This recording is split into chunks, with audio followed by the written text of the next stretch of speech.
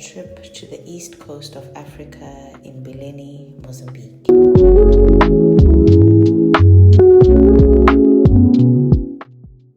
Over the December holidays right through to almost the mid part of January 2026, I was in the east coast of Africa in a town called Bilene. It is in Mozambique and it is up the coast. So from Maputo, which is the capital city of Mozambique, it is, I think, 2 hours drive. I'm not too sure how else to get there. I just happened to go there for the first time and we drove. I was traveling with loved ones, but I didn't capture them in this video because first of all, I didn't ask for their permission and it was a holiday to rest. So I didn't want anyone to feel like they were being watched or constantly on camera. So I wanted everyone to enjoy it. So I'll be sharing little bits that I could steal from the moments that we shared. So this is a nice restaurant where we got most of our food when we were in Bilene. They have amazing pizzas and even Mozambican or Portuguese food. The sea is right there at the bottom. And the funny thing about Bilene is that the water by the beach is also seawater, but it's almost like a lagoon, if I can put it that way. So technically it is a lagoon where the water is trapped from the Indian Ocean, and then on the other side of the beach is where you can see the Indian Ocean directly. And this is the place that we stayed in. It was so amazing. I really enjoyed how it looked. It's very modern. It's recently built, so it's not even renovated. It was such a lovely stay. It felt like home. It was very comfortable. The stuff were amazing. I'll put a link or the details in the description of this video when I get the exact details. I was just going. I was like a sheep to the slaughter. I didn't know the name of the place. I just knew it was going to be lovely.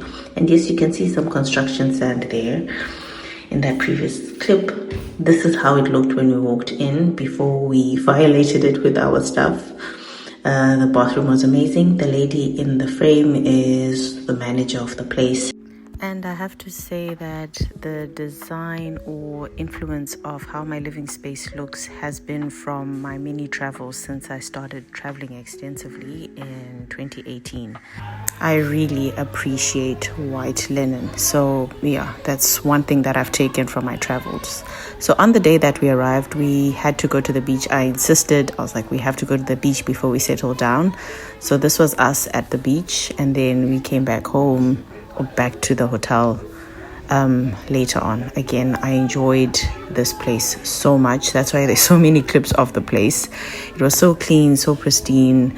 And I think white linen is a good measure of how clean or tidy a place can be.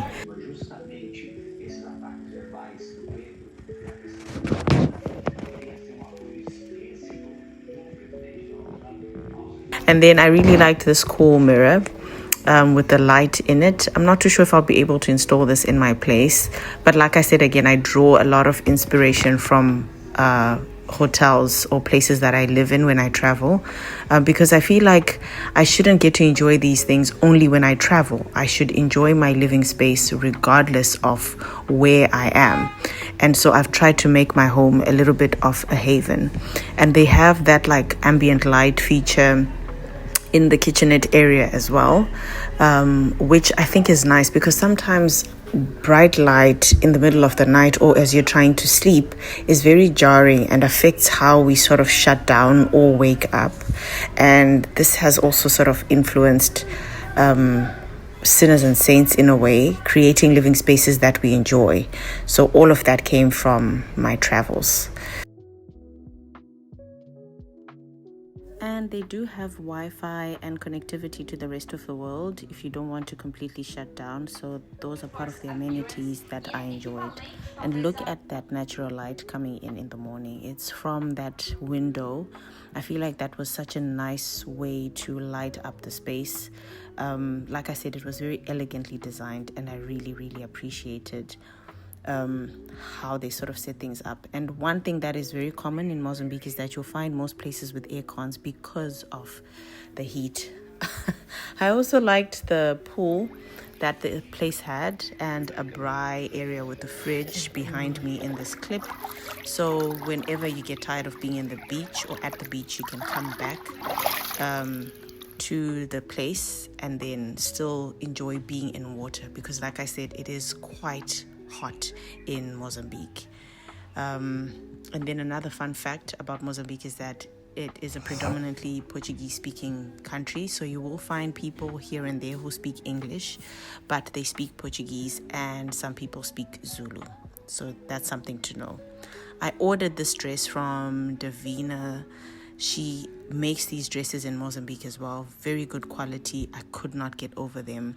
She has an Instagram page. Some of her crocheted items are ready to wear, but I'm sure you can get yours customized like I did with this dress. I did take this body mist with me to Mozambique. It is a Calvin Klein 2025 fragrance. It does not have alcohol in it, so it's not drying. It's a hair and body mist. I wore it every single day, and I shared about this on TikTok. It was so amazing. It smelled like the tropics, like coconut, vanilla, and all of these lovely things put together. It smelled like my holiday, basically, and I wore it every single day. I did have actual perfume, but I preferred to wear this one instead because I had to protect my body from the mosquitoes. So I felt like perfume would have clashed with the insect repellent. So I just wore this body mist, which is not very projecting, if I can put it that way, but it smells so good and it stays on your skin and on your hair as well. The San Martino is a very popular hotel in Bilene, and I'm sure when you Google it, it's the first place that sort of comes up. It's very luxe. We enjoyed a meal there, and then afterwards we enjoyed their like private beachfront with a very comfortable beach beds. So that was really nice. Yeah. There are quite a few activities to do in Bilene, like jet skiing, surfing, and I think scuba diving in some parts. So that's something you can always prepare for if that's something you want to explore. And the prices, I think, are standard compared to other tropical or beach destinations, so I think you can budget around that space. I really had so much fun. This was me, a snippet of me in the water. And as I've gotten to know myself better, I've realized that I like routine, and I have created routines or rituals that I enjoy and look forward to in my daily life. I like them so much that even on holiday, I took the time to follow my routine, especially in the morning, to set the tone for my day, my emotional state, and my mindset. And so I'd have time to reflect on 2025, which is an activity that I took seriously, and also plan the year ahead as well, and create realistic goals that I would be able to achieve and feel accomplished, and more importantly, that I would enjoy working towards every single day. So that is something that I got to enjoy and set the tone for this new year 2026 while I was on holiday. And because everyone was sleeping in, I had lots of time to take care of myself and do this in the mornings before anyone woke up. And this is how I generally live my life, and I've continued to live my life.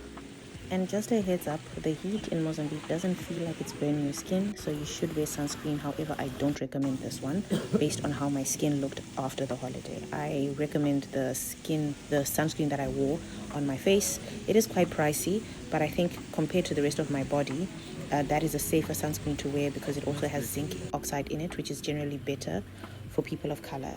I'll also insert the name of that sunscreen. Actually, it's called Heliocare, and I wear that on my face, and I wore it on my face. There is a body range, so if you don't want to burn completely, I feel like that would be a better option. And I have to say, the one I use on my face does leave a bit of a white cast, but when I wear makeup, it's not really an issue. It doesn't really bother me when I'm at home, so that's something to be aware of. They do have one with a slight tint, like a bronzer.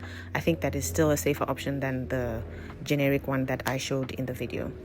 So yeah, that's it from me. That was my holiday in Bilene when I was rounding up 2025 and starting 2026.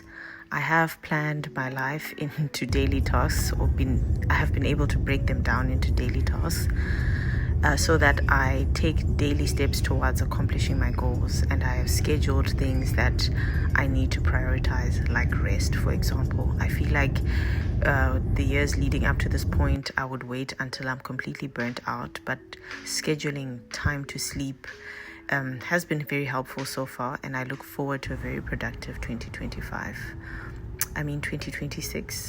Did you manage to get a break over the holidays? And also, what are your plans for 2026, and how do you plan on achieving those goals?